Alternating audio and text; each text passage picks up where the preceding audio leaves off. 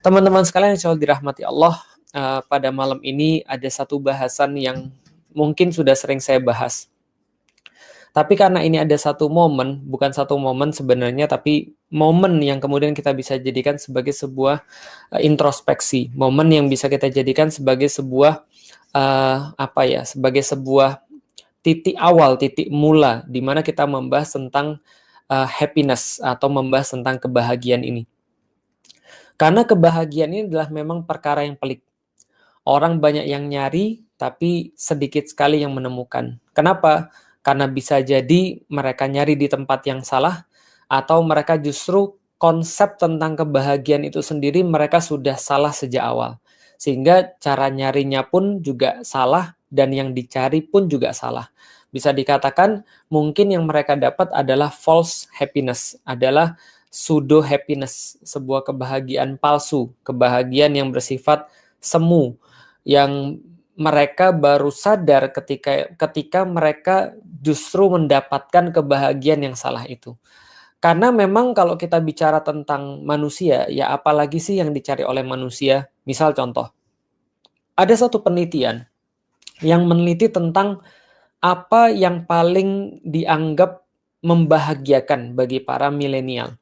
Jadi kalau kita bicara milenial berarti sekitar 80 sampai 2000 ya. Jadi yang lahir 80 sampai 2000 itu masih dikatakan milenial. Jadi kalau gitu saya juga termasuk milenial karena saya 84 ya, milenial awal. Jadi early millennials. Kalau teman-teman yang lahir sebelum tahun 2000 ya berarti ya termasuk millennials. Lah kalau lahirnya 2000 ke atas itu neo millennials, itu milenial baru ya yang sekarang di bawah 21 tahun atau di bawah 21 tahun. Nah, tapi ketika ditanya sama millennials, orang-orang yang lahir tahun 80 sampai tahun 2000, mereka ditanya, what is the most important things in your life? Itu dia ditanya, apa yang paling penting dalam hidup Anda? Mereka menjawab begini, nomor satu itu mereka menjawab, yang paling penting dalam hidup saya adalah saya pengen jadi kaya, get rich, gitu ya. Itu sekitar 81%, karena di jawabannya boleh lebih daripada satu, jadi 81% menjawab, ya saya pengen jadi kaya. Sementara di bawahnya itu adalah get famous, jadi pengen jadi terkenal. Jadi mereka pengen jadi terkenal juga, itu 51%. Kemudian di bawahnya itu adalah helping others in need. Jadi di bawahnya itu menolong orang dalam kesulitan, itu sekitar 30%. Lalu sekitar 22% itu ketika ditanya mereka di bawahnya lagi adalah saya pengen untuk ngelit, untuk bisa menjadi pemimpin ketika dalam satu situasi yang bersifat krisis. Jadi pengen memimpin, membawa orang keluar dari satu krisis, itu 22%. Dan 10%-nya adalah menjadi lebih spiritual. Jadi menjadi lebih spiritual. Dan ini ternyata angkanya turun jauh dibandingkan generasi sebelumnya. Generasi sebelum milenial itu ya generasi X ya berarti ya. Generasi sebelum milenial itu mereka pengen jadi lebih spiritual walaupun tetap di nomor terakhir itu, tapi sekitar 30%. Nah, ini tinggal 10%. Sedangkan target utama mereka adalah pengen jadi kaya dan pengen jadi famous, pengen jadi punya banyak uang dan pengen terkenal. Karena terkenal sama dengan uang dan uang sama dengan terkenal. Nah, itu sebenarnya ya dua hal yang mungkin saling membantu ya.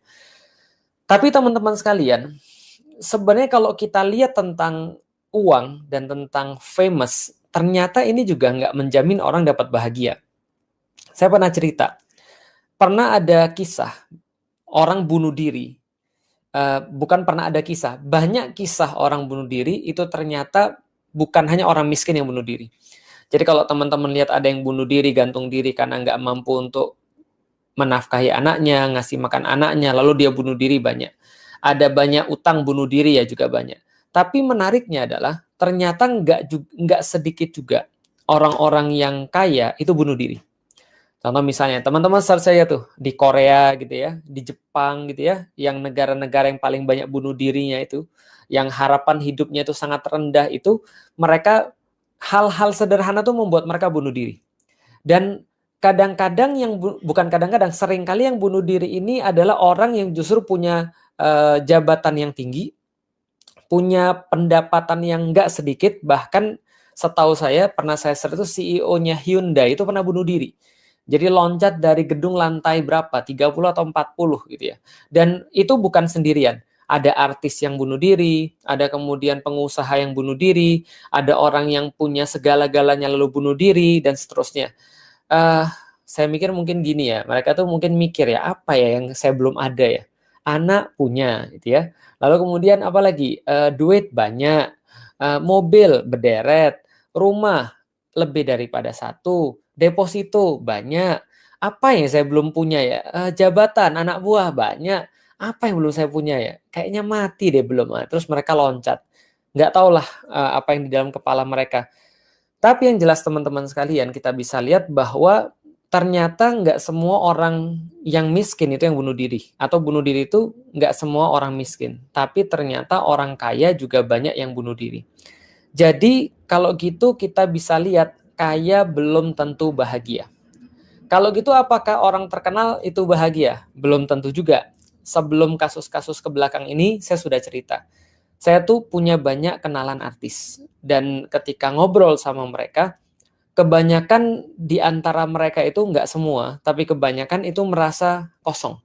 Merasa empty inside. Merasa mereka disconnect. Merasa mereka itu galau. Merasa mereka itu kayak, saya ini ngapain ya? Kosong, empty gitu kan ya. Gabut dan seterusnya. Kenapa? Karena mereka itu merasa seolah-olah mereka tuh harus memuaskan orang terus, harus senyum terus, ketika di kamera dengan di luar kamera berbeda jauh. Jadi ketika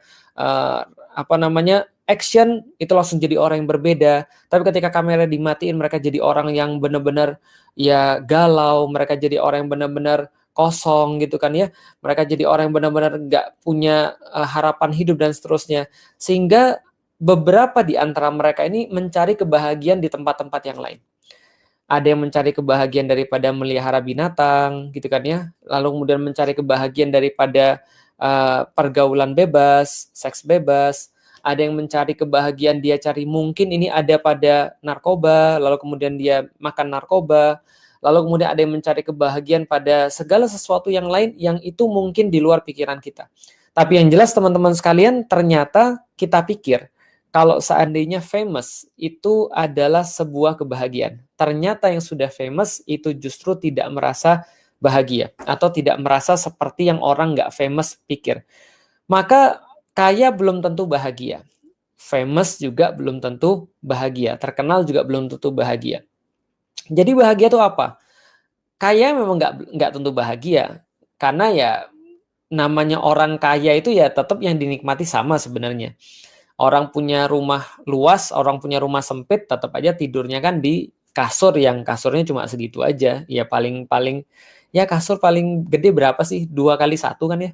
Kalaupun kasur Anda buat selapangan golf kan Anda nggak mungkin tidurnya guling-guling sampai selapangan golf itu kan nggak mungkin. Ya tidurnya segitu-gitu aja. Mau makanannya banyak ya makannya segitu-gitu aja. Perutnya kan terbatas gitu ya. Mau Anda punya budget 500 juta dengan budget 50.000, kalau misalnya satu bungkus nasi Padang sudah mengenyangkan Anda, ya 500 juta jadi nggak berharga, karena kenyang itu ya segitu aja. Paling yang kita beli adalah rasa aja. Tentu rasa nasi Padang yang harganya 200.000 sebungkus beda dengan nasi Padang yang harganya 20.000 sebungkus misalnya. Tapi yang jelas kenyangnya sama, terbatas maksudnya kenikmatan manusia. Artinya ya justru kadang-kadang orang kaya punya problem-problem tersendiri. Misalnya kalau misalnya orang kaya kan banyak pantangan gitu ya. Nggak boleh makan minyak-minyak, nggak boleh makan manis-manis, nggak boleh makan yang terlalu asin gitu ya. Sedangkan orang miskin kan semuanya bisa. Tapi nggak punya uang ya sama aja. Tapi yang jelas yang mau saya sampaikan adalah teman-teman sekalian, ternyata bukan kaya atau miskin yang menyebabkan orang itu jadi bahagia. Artinya orang kaya bisa jadi tidak bahagia, orang miskin juga bisa jadi tidak bahagia. Sebaliknya, bahagia bisa jadi ditemui oleh orang kaya, sebagaimana bahagia itu bisa ya. Oke, kalau gitu kita lihat lagi teman-teman sekalian. Suatu waktu ada yang ketemu saya lalu kemudian bilang begini, enak ya jadi ustadz. Kenapa saya bilang? Dia bilang sederhana aja, saya tuh Ustadz seumur hidup saya, 17 tahun saya tuh sudah hidup Ustadz, saya belum pernah pergi keluar kota. Saya cuma di sini-sini aja. Dan saya lihat itu Ustadz selalu pergi kemana-mana. Hari ini bisa jadi ada di Makassar, besok bisa jadi sudah di Bandung, lalu kemudian lusa pergi ke Jakarta, pekan depannya pergi lagi ke Balikpapan, lalu kemudian besoknya ada di Medan, lalu kemudian bulan depannya ada di Istanbul, lalu pergi lagi ke Amerika, ke Jerman, dan seterusnya. Enak ya Ustadz, bisa keliling-keliling dunia dan keliling-keliling Indonesia. Lalu saya tanya lagi, yang kamu maksud enak tuh ya, misalnya apa lagi selain itu? Dia bilang ya bisa naik pesawat, bisa kemudian pergi nginep di hotel dan segala macam. Dalam hati saya tuh kayak agak gini, ya Allah, kalau aja orang itu tahu.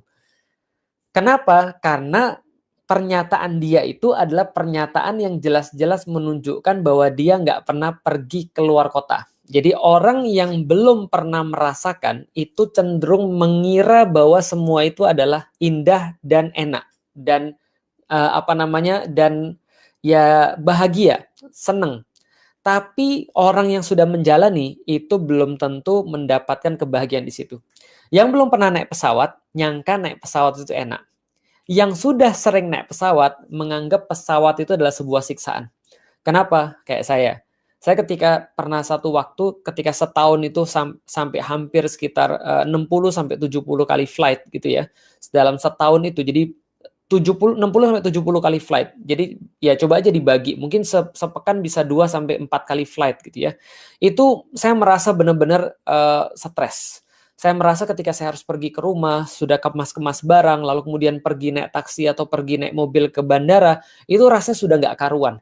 Kenapa nggak karuan? Karena saya pengennya di rumah. Karena saya pengennya sama istri. Karena saya pengennya sama anak-anak. Bagi saya tempat terbaik itu adalah di rumah, bukan di luar kota. Setiap kali pergi keluar kota, saya harus memaksa diri saya untuk melangkahkan kaki saya sampai ke bandara, kemudian terbang, lalu kemudian lupa dengan rumah sementara, sebelum kemudian setelah semalam saya di hotel, saya kangen lagi di rumah dan mikirin mereka. Itu bagi orang-orang yang sering bepergian. Cek sama orang-orang yang sering bepergian. Mereka sebenarnya senang nggak sih dengan bepergiannya? Walau bisawab ya, kalau saya merasa rumah saya itu ya di rumah. Jadi saya tuh nggak merasa nyaman ketika saya berpergian. Orang merasa bahwa naik pesawat itu enak. Orang yang sering naik pesawat merasa itu nggak enak. Orang ketika belum pernah pergi ke luar negeri, merasa pergi ke luar negeri itu menyenangkan. Orang yang sudah sering pergi ke luar negeri itu sudah jadi kayak kewajiban. Dia berubah jadi beban. Nih saya mau kasih tahu teman-teman sekalian. Contoh lagi ya misalnya. Bahagia itu tidak sama dan nggak bisa distandarin.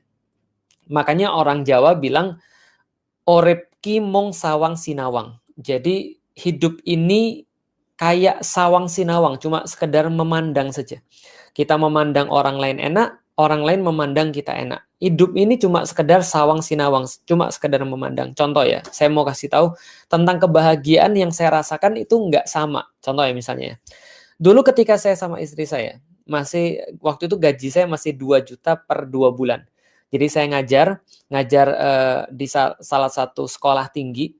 Saya ngajar itu dapat gaji 2 juta per 2 bulan pada tahun 2007 kalau saya nggak salah. 2006 atau 2007 berarti. 2007 saya ngajar dapat 2 juta per 2 bulan. Antum bisa bayangin. Di Jakarta tahun 2007, di saat pada waktu itu gaji rata-rata untuk bisa hidup normal sekitar 5 juta, gaji saya 2 juta per 2 bulan. Tapi ya gimana lagi ya, udah kita atur lah. Kita atur, ada pemasukan dari sini, pemasukan tambahan dari sono. Akhirnya saya tuh sama istri, itu punya waktu namanya waktu makan di luar. Dia nggak usah masak, kita pengen makan di luar. Karena saya sudah pernah cerita, setiap hari itu pagi-pagi istri saya nyiapin sarapan. Dan sarapan yang sama itu akan dibungkus untuk makan siang. Sarapannya setiap hari sama selama hampir 2 tahun, itu nasi goreng dikasih kentang gitu ya, dengan bumbu yang kadang-kadang beda-beda tapi rasanya hampir sama, nasi goreng kentang. Dan setiap sebulan sekali kita nyisin duit 50.000 untuk pergi ke restoran untuk makan berdua, sebulan sekali. Dan itu Masya Allah, itu rasanya seneng banget. Kita bawa Alila yang masih kecil gitu ya. Alila belum ada ya 2007. 2007 kita pergi berdua gitu kan ya, naik motor, lalu kemudian makan di satu restoran, bisa pesan paket dengan duit 50.000 itu, lalu dapatlah ayam, dapatlah sayur, sama dapatlah ayam dalam bentuk yang lain gitu ya. Di satu restoran tuh rasanya seneng banget. Kita tuh makan udah rasanya kayak apa ya, kayak di film-film gitu lah, candlelight dinner gitu ya, walaupun nggak ada candlenya ya, tapi kita merasa sangat happy, kita merasa ini masakan enak banget gitu kan. Kalau misalnya kayak di anime-anime itu ya makanya sampai nangis gitu ya. Kenapa? Karena uh, kita benar-benar menghargai momen itu. Kita benar-benar merasa itulah momen pengikat di antara kita. Ya pacaran setelah nikah lah, momen-momen romantis berdua lah, kira-kira begitu. Dimana hari-hari yang lain mungkin kita harus ngais-ngais untuk makan satu padang berdua. Ini serius, bukan kiasan. Makan nasi padang satu untuk berdua. Tapi setiap sebulan sekali kita menemukan kenikmatan dan menemukan kebahagiaan di situ.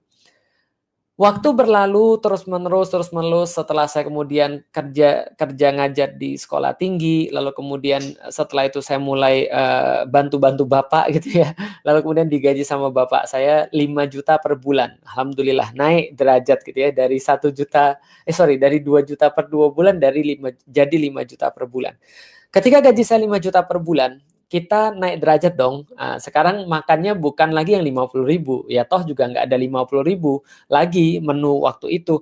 Akhirnya kita coba makan di tempat yang lain yang lebih tinggi. Kita mulai makan yang 60.000, mulai makan yang 70.000.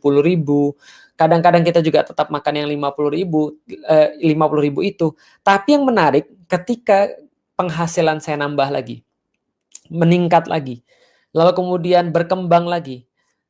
Di satu waktu, di beberapa tahun berikutnya, ketika penghasilan kita juga sudah berlipat-lipat daripada awal, yang 2 juta per 2 bulan itu, lalu kemudian kita makan di tempat yang sama lagi, yang 50.000 itu. Walaupun harganya juga sudah bukan 50.000 lagi.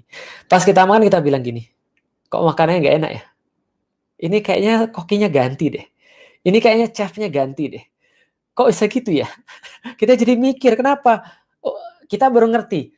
Oh, rupanya Allah itu bisa mencabut kenikmatan. Allah itu bisa mencabut kebahagiaan. Yang tadinya kita bahagia menjadi tidak bahagia. Padahal situasinya sama, padahal kondisinya sama. Tapi dalam kondisi itu bisa jadi yang awalnya kita bahagia menjadi dicabut kebahagiaannya oleh Allah Subhanahu wa taala. Kita jadi ngerti itu. Ternyata memang segala sesuatu yang nggak pernah kita dapat, itu cenderung kita anggap kita akan bahagia, tapi begitu kita dapat, itu kenikmatannya dikurangi sedikit demi sedikit. Itulah makna daripada kullu man 'alaiha fan.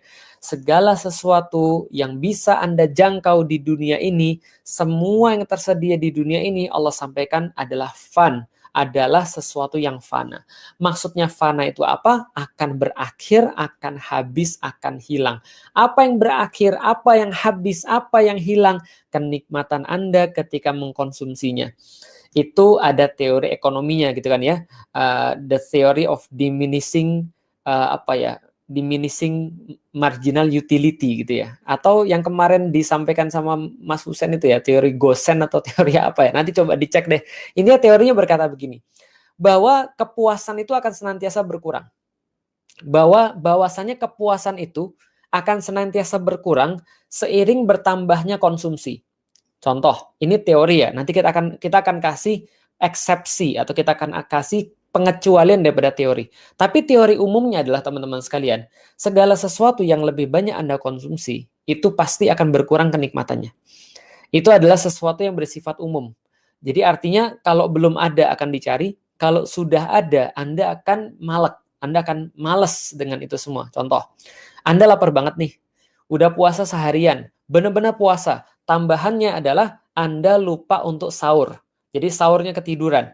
Anda bisa bayangin seperti apa seharian tuh Anda jalani, Anda benar-benar craving dengan es buah, benar-benar craving dengan air putih yang ada bulir-bulirnya itu yang dingin gitu kan ya. Lalu kemudian Anda benar-benar craving dengan makanan. Tapi begitu beduk gitu kan ya, Allahu Akbar, Anda dikasih makan bakso kesukaan Anda. 1 mangkok, Anda makan lahap banget. Seolah-olah Anda nggak pernah makan seumur hidup. Seolah-olah Anda itu kayak serigala yang lagi kelaparan gitu kan ya. Seolah-olah Anda nggak pernah makan selama berapa tahun gitu ya. Tapi setelah Anda dikasih mangkok pertama, Anda disodori mangkok kedua. Anda makan lagi dengan lahap. Tapi beda dengan mangkok yang pertama. Anda tidak merasa kenikmatan yang sama seperti mangkok pertama. Mangkok kedua sudah berkurang. Lalu kemudian Anda dikasih lagi mangkok ketiga. Mangkok ketiga itu rasanya semakin berkurang daripada mangkok yang kedua. Dan Anda dikasih lagi mangkok yang keempat, Anda sudah mulai merasa nggak enak. Anda sudah mulai merasa bahwa ini kewajiban saya untuk ngabisin nggak sih? Saya harus ngabisin nggak sih? Atau saya boleh berhenti sekarang? Begitu Anda dikasih mangkok yang kelima, Anda mulai merasa tegang. Anda mulai merasa stres. Anda mulai merasa depresi. Dikasih lagi mangkok yang selanjutnya, Anda muntah atau Anda mungkin ngamuk. Kenapa? Karena mangkok baksonya sama tapi menjadi berbeda karena kenikmatannya sudah dicabut. Maka kenikmatan itu bersifat terbatas dan itu berlaku bagi apapun juga. Nanti ada pengecualiannya tentu saja. Artinya, kalau ada orang mencari yang namanya kebahagiaan pada sesuatu yang fana, dia harus paham sesuatu yang fana itu punya batas. Dia harus tahu sesuatu yang fana itu pasti akan hilang. Dia harus tahu bahwa sesuatu yang fana pasti akan berkurang dan pasti akan habis. Dia nggak bisa mengharapkan sesuatu yang seindah kebahagiaan. Sesuatu yang setinggi kebahagiaan itu bisa disediakan pada sesuatu yang fana. Saya pernah ngajak Hawariun pergi makan mie. Bagi saya mie terenak sedunia gitu kan. Ya karena saya selalu membuat karakteristik kayak gitu. Saya kalau misalnya menemukan mie enak, itu yang pertama kali saya ajak adalah istri saya, lalu bapak saya, lalu teman-teman saya. Waktu itu saya ngajak Hawariun sama Sis. Sis itu kan punya taste kan ya, punya sense of taste.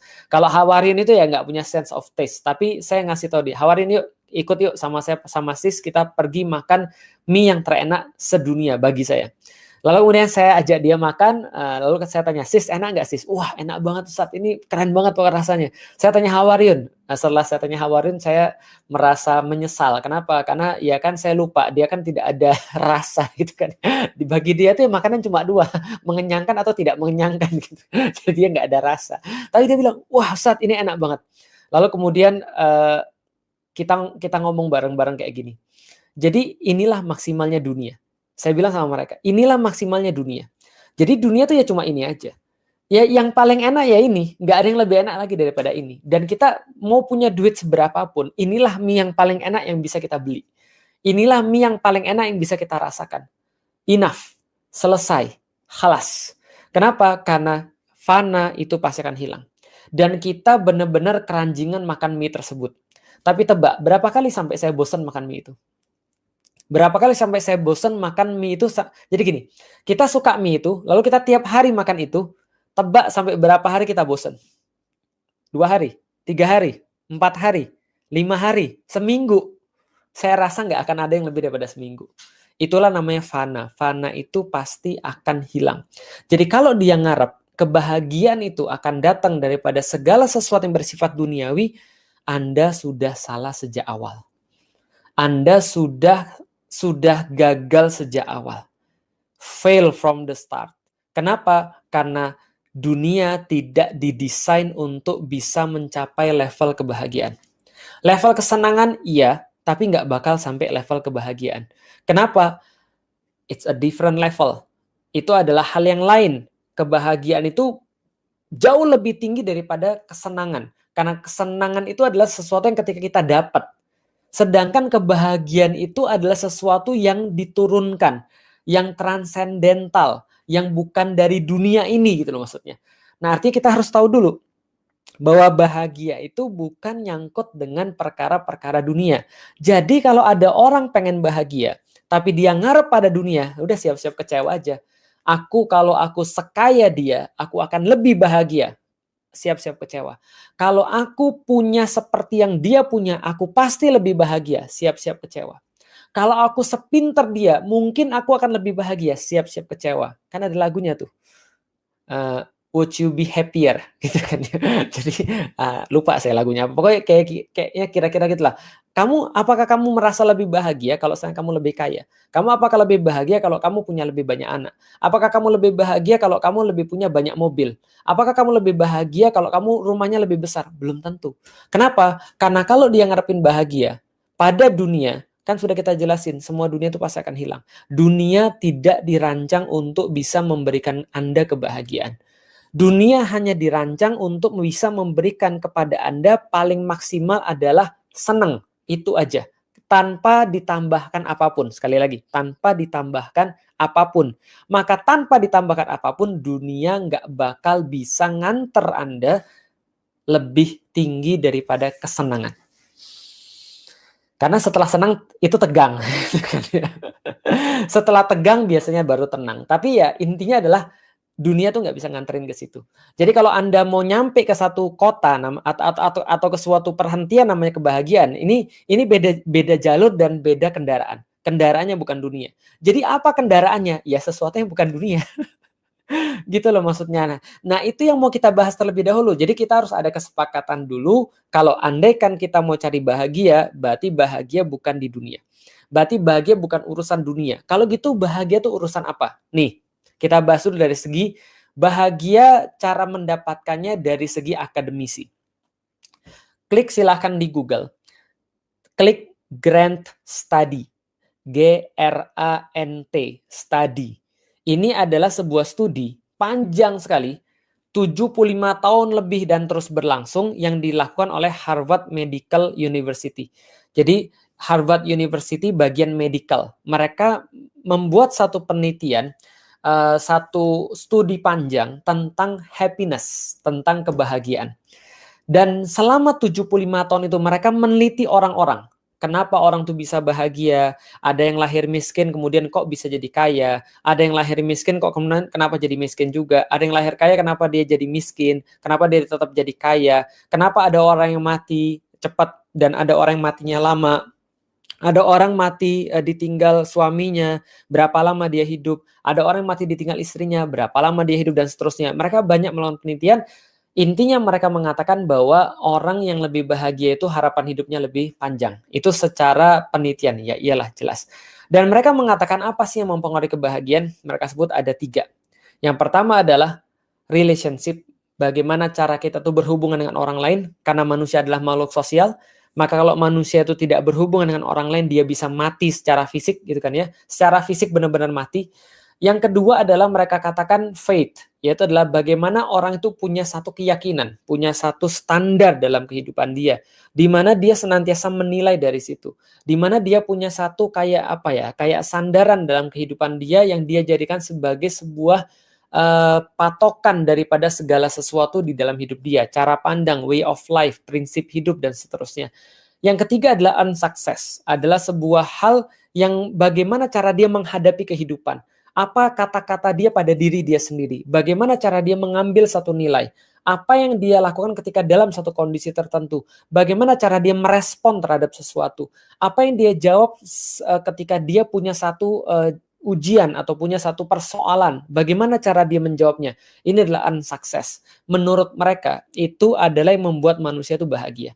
Artinya, bahagia sekali lagi kalau menurut teori tadi berarti bukan masalah apa yang terjadi pada Anda, bukan tentang apa yang Anda punya, bukan tentang apa yang Anda tidak punya, bukan tentang apapun itu semua, tapi bahagia adalah tergantung cara kita merespons keluar. Menurut Harvard University. Kalau gitu menurut Islam kira-kira gimana? Menurut Islam, saya sudah pernah sampaikan ayat ini dalam bab alihkan dan simpangkan. Saya sampaikan teman-teman sekalian ada beberapa ayat. Yang pertama adalah wamal hayatud dunya illa mataul ghurur. Tidaklah dunia ini kecuali hanya tipuan dan kesenangan kesenangan fata morgana. Yang sudah kita sampaikan kullu man 'alaiha fan tadi, segala sesuatu itu fana, fata morgana. Allah katakan wamal hayatud dunya illa mataul ghurur. Allah sampaikan sebelumnya, tidaklah dunia ini cuma sekedar main-main, perlomba-lombaan, banyaknya anak, banyaknya harta, lalu kemudian seperti petani yang kemudian menanam tanaman, lalu kemudian berbuah, lalu setelah itu menjadi menguning, lalu mati, dan seperti itu Allah kemudian mengumpamakan dunia ini. cuma sekedar itu aja, daur yang kayak gitu-gitu aja, terus yang kayak menipu bagi orang-orang yang tertipu. Bagi orang-orang yang tertipu nanti akan ada hukuman, bagi orang-orang yang mau sadar bahwa ini cuma permainan belaka, dia akan memanfaatkan itu sesuatu yang lebih besar. Maka kemudian di dalam Islam, Allah sampaikan pertama, dunia ini memang fata morgana. Lalu di mana letak kebahagiaan? Allah sampaikan dalam surat yang lain, surat Ali Imran. Allah sampaikan, zuyyina linnasi hubus syahawati minan nisa wal banin wal qanatiril muqantarati minaz zahabi wa fiddati wal an'ami wal harth wal an'ami wal khailil musawwamati wal an'ami wal harth. Jadi kita ulangi. Zuyyina linnasi hubus syahawati minan nisa wal banin wal qanatiril muqantarati minaz zahabi wal fiddati wa khailil musawwamati wal an'ami wal harth. Zalika mata'ul hayatid dunya wallahu indahu husnul ma'ab. Allah sampaikan diberikan sebuah keindahan kepada kalian. Kalian tuh dijadikan senang, dijadikan punya syahwat, dijadikan punya suatu dorongan terhadap apa? Terhadap wanita, terhadap anak-anak, terhadap harta-harta berupa emas dan perak, berupa kemudian khailil musawwamah, berupa kendaraan, tunggangan, lalu kemudian an'am, ternak-ternak yang bisa beranak pinak, dan juga harth, dan juga sawah dan ladang. Semua itulah kesenangan-kesenangan dunia yang menipu tadi. Dan kalau Allah seolah-olah ingin mengatakan kalian itu memang didorongkan ke sono. Tapi itu tipuan. Tapi itu akan membuat Anda merasa hampa. Membuat Anda merasa kosong. Membuat Anda itu merasa akan craving lagi. Itu semua akan justru membunuh Anda. Akan membuat Anda tuh merasa lebih haus lagi. Anda pikir itu bisa membuat dahaga Anda itu lepas. Tapi justru itu membuat Anda itu lebih dahaga lagi. Itu membunuh Anda. Kayak orang-orang yang kemudian naik di atas kapal, perahu, lalu kemudian dia merasa haus, lalu dia pikir air laut itu kalau dia minum bisa menghilangkan dahaga, padahal mempercepat kematian dia. Gitu loh maksudnya. Artinya Allah sampaikan itu semua menipu. Itu semua akan membuat Anda mati. It will kill you. Maka kemudian Allah katakan, wallah, benar-benar hanya pada Allah saja, indahu, di sisi Allah itu, husnul ma'ab, ada sesuatu yang benar-benar Anda inginkan tempat kembali Anda. Yang benar-benar Anda inginkan tuh adanya di Allah, bukan ada di dunia itu. Karena dunia itu hanya akan membuat Anda lebih haus, membuat Anda lebih lapar, membuat Anda lebih menderita. Anda lagi putus cinta. Anda merasa kalau ada dia, lantas Anda akan lebih bahagia. Anda nangis, Anda kemudian sedih, Anda kemudian stres, Anda berharap pada orang, pada manusia. Itu dunia bukan? Dunia.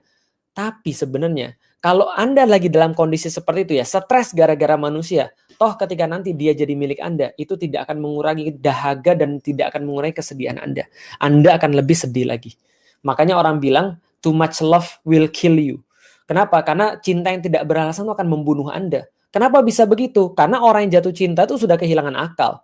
Begitu kemudian terjadi sesuatu pada yang dicintai dan dia tidak bisa memaknai itu secara benar, dia jadi hancur, lebur. Artinya adalah apa? Kalau Anda bisa sedih gara-gara dunia, maka kalau Anda bisa sedih gara-gara kehilangan dunia, maka mendapatkan dunia itu bisa jadi jauh lebih membuat Anda hancur. Itu maksudnya, wallahu indahu husnul ma'ab. Di sisi Allah ada kebaikan, ada sesuatu yang Anda cari, yang Anda itu lupa. Bahwasanya kebahagiaan itu bukan ada pada dunia. Jadi kebahagiaan itu apa? Allah senantiasa menggandengkan kebahagiaan, ketenangan, kesejukan jiwa, yaitu dengan Allah. Misal contoh, Allah katakan, alladzi anzalna sakinatan fi qulubil mu'minin. Yaitu adalah Allah yang kemudian menurunkan sakinah pada diri kaum mukmin misalnya. Artinya adalah apa? Sakinah, kebahagiaan yang dicari oleh orang itu datangnya daripada Allah. Makanya kita bisa lihat dari situ, itulah jawaban dari atas semuanya. Oh, berarti ketika kita melihat dunia ini nggak bisa mengantarkan kita ke level bahagia, berarti kenapa? Karena bahagia itu bukan munculnya dari bumi naik ke langit, enggak. Langit yang nurunin bahagia. Paham nggak sih? Jadi Anda nggak bisa memanfaatkan dunia ini untuk bisa mencapai bahagia. Karena bahagia itu turun dari atas ke bawah. Allah katakan anzalna, Allah turunkan. Makanya Allah sampaikan dunia ini jangan terlalu dianggap serius. Allah sampaikan di dalam Al-Quran misalnya, wadrib lahum masalal hayatid dunya kamain. Sesungguhnya ambillah perumpamaan dunia ini kayak air. yang Allah turunkan, anzalnahu. Allah turunkan air ini dari atas ke bawah. Allah kasih dunia ini pada Anda. Allah kasih kenikmatan ini pada Anda. Tapi dia nggak bisa digunakan untuk mencapai bahagia. Karena dia seperti air. Ya air itu ya dari atas ke bawah. Dan ketika sudah di bawah, dia nggak bisa digunakan lagi untuk mencapai kebahagiaan itu. Dan jangan terlalu banyak. Pakai seadanya untuk bisa mencapai kebahagiaan. Kalau air itu kita gunakan sepantasnya, dan sebagaimana seharusnya, maka Allah akan turunkan kebahagiaan. Maka kebahagiaan sekali lagi cuma ada pada Allah. Itu di dalam Islam. Dan itu bisa menjawab juga seperti yang tadi diteliti oleh Harvard University.